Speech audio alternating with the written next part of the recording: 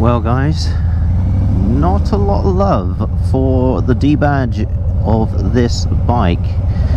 Not a lot of love, not a lot of love.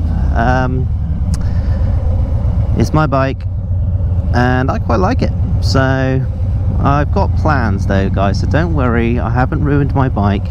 I have got plans. Yeah, let's get to the video.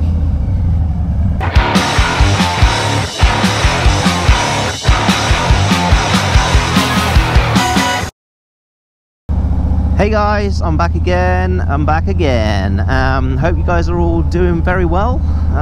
Feeling pretty good today. Back on the bike as per usual. Nothing in particular today guys, just a little chit chat, just to see how I'm getting on, and there's a few little added extras and different things that I want to talk about, and answer some questions about, answer some questions that people have been asking me basically. And number one, it has to be the top of the forks. I've blacked them out. I don't know if you guys can see that through the camera. I'll possibly show you a picture of them. People ask me this all the time: how did you black out the top of the forks?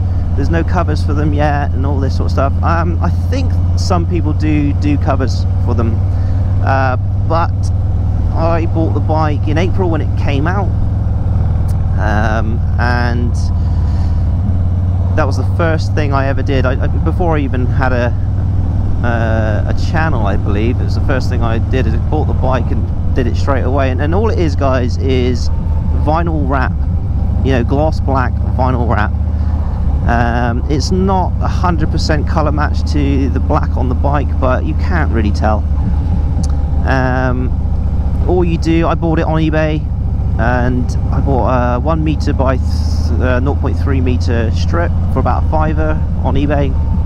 And all you do is you measure the diameter and the height, and cut it out, and yeah, make sure it's all clean, and stick it on, and then just blast it with the heat gun, and that's it. It's pretty straightforward. I just made sure the crease was sort of down here somewhere where you can't really see it, where the join is, sort of thing. But you guys put it wherever you want, I guess, but that's how I've done it. And if it gets scratched or I don't want it on there anymore, all I got to do is peel it off.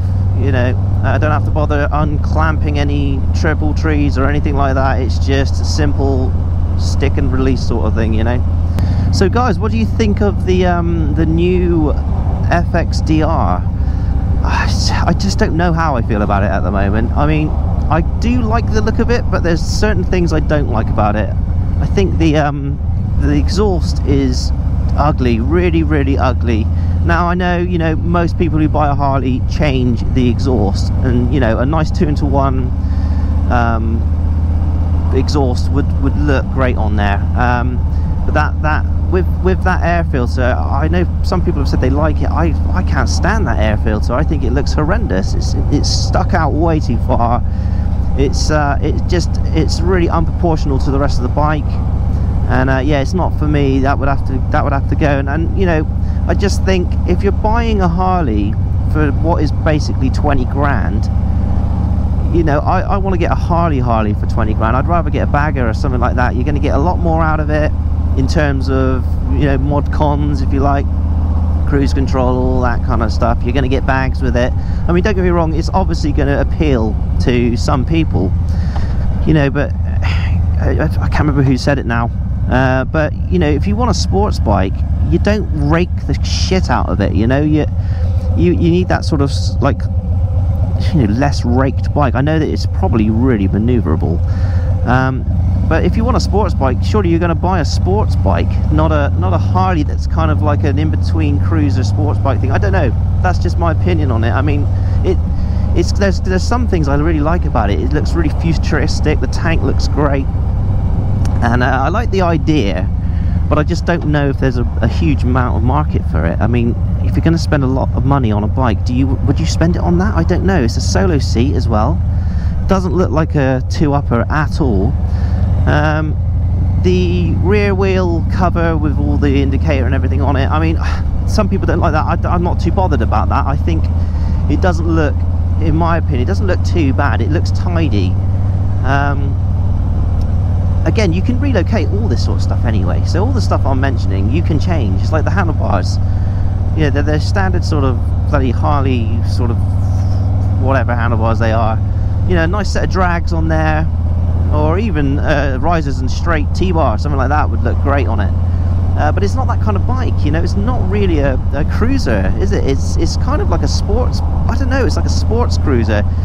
You know, it looks to me like they've got the breakout and they've put a Japanese sort of body and look to it, you know, a Japanese bike look about it, which is going to appeal to a lot of people, I know, and I know there's a lot of people super excited about it, but my feelings on it are, I don't know how well that's going to do. It's kind of like the V-Rod all over again, you know, great concept, perfect bike, really, you know, but does it appeal to all those, that market? You know, do people want the V-Rod? Do people want that kind of weird looking Harley amongst all these other Softails? It's just, I don't know.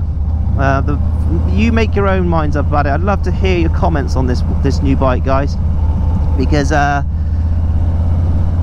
there's things I love about it and there's things I just think, no, I don't know.